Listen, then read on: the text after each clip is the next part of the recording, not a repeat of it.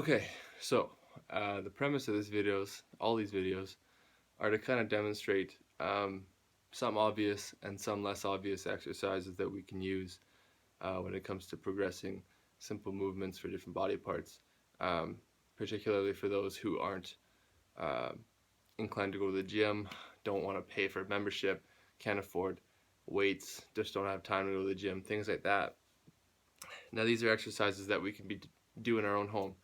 We don't need any weights, it's our own body weight, but they can still be challenging. Like I said, a lot of these are obvious, but for some, not so much. I'm going to start kind of at the base and work my way up. These are going to be exercises that start, for instance, today's legs, a two-legged squat. Most of you know a squat. Like I said with push-ups, when you end up getting to the point where you're doing 100, 200 squats, it tends to work the wrong energy system, especially if you're trying to build muscle. So here's an example of a squat. See, my feet are shoulder width apart. My toes are going to be slightly pointed out. My knees are going to follow my toes, but they're not going to go over top of them.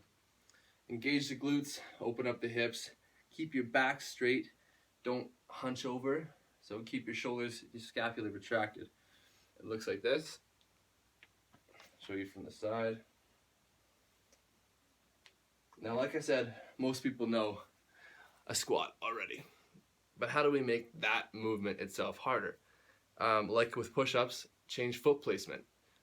Bring your heels out a little bit, point your toes out just a tiny bit. These are going to do things like engage your glutes, open up your hips, work on your flexibility. It's all about working your muscle synergists, the same muscles, but you're going to be recruiting them in different ways when you change these movement patterns. Another great way to make this a simple squat more difficult is to just add a jump. Now a jump is going to recruit more fast twitch muscle fibers. This is especially great for athletes. So if you're an athlete, a hockey player, a football player, and you just don't have time to go to the gym, obviously you end up making a good team. They'll get training you. But if you're a young athlete and you want to learn some ways that are going to help you on the field or on the ice or whatever it may be, any sort of fast twitch muscle fiber recruitment is going to help you. So something like that is a great progression from just a regular squat, and it's a lot harder. You won't be doing the same amount, and it really promotes full range of motion. You have to extend your legs in order to make that jump. If we step it up further from there, we have some unilateral exercises. Something like a lunge is going to,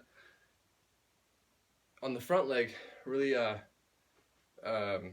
incorporate your glutes and just hip extenders in general. On the back leg, though, that's going to incorporate more quad and hip flexor recruitment. Again, you're going to switch, come up, come down with the other leg. It's going to be vice versa. Now, these are great exercises because they work on balance. You're kind of putting a lot more weight on one leg and you're alternating. It's just working different energy systems. You're not going to be able to do as many as of lunges as you are squats, for example. Take it up one more notch from there, we have something like a step up. A step up, at the bottom of this motion, like I was saying with the jump squat, incorporating quick twitch muscle fibers, we have the quads, if you look at them, and my glute on the other side are already in a lengthened state. Now something like this means that they're going to be going in a lengthened state to a shortened state. When you look at a squat, you are already in a shortened state, going down to a lengthened state, back up to a shortened state. This is going from absolutely no weight on this leg to all my weight on this leg in that lengthened state, which is really good for maximal power, especially if you add something like a jump. I can't do it here because of the roof, but here's an example of a step up.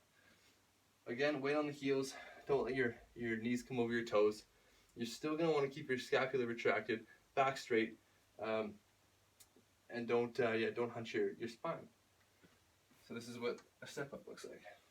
Now, another way to progress onto that, to make this more of a strength and hypertrophy exercise, once you've kind of built your way up to those, is a one-legged squat. For this one here, you're going to start standing on the bench on one foot. As you can see, this one is off the bench. There's no weight on my left foot. I'm going to come down just like a normal squat. Same rules apply. Weight on the heels. You don't want your knees coming over your toes. Back scapula retracted, back arched, the whole 9 yards. I'll come down into the squat here. So this is what that looks like. So it's sort of a regression of a pistol squat. A pistol squat is kind of down the ground, one leg up. That works your hip flexors a lot more. I can't do it, unfortunately, because I'm just not that good yet. But yeah, these are all great examples of how to progress leg exercises without dumbbells. Again, you're working on a stable base. You're working on not so stable bases. 1 foot on benches, things like that. You're adding tempo. You're adding flexibility. You're adding power into these equations. These are all good ways that are gonna keep you from plateauing, reduce pattern overload, everything like that. So hope you enjoyed.